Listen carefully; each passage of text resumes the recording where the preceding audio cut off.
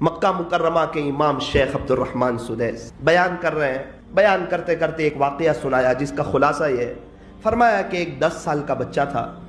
اس کے گھر مہمان آ گئے تو وہ شرارتی بچہ تھا. اس بچے نے کیا کیا، ماں نے جب سالن رکھا اس نے مٹی اٹھائی اور سالن میں ڈال. ہمارے یہاں کی ماں ہوتی تو بددعا دے دیتی، 1-2 تماچے لگا دیتی. فرمایا وہ ماں بھی عجیب ماں تھی.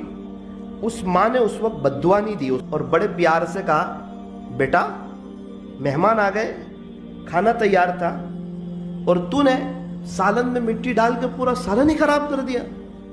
چل جا، اس موقع پر بھی تیری ماں تجھے دعا دیتی ہے، انشاءاللہ اللہ تجھے حرم شریف کا امام بنائے.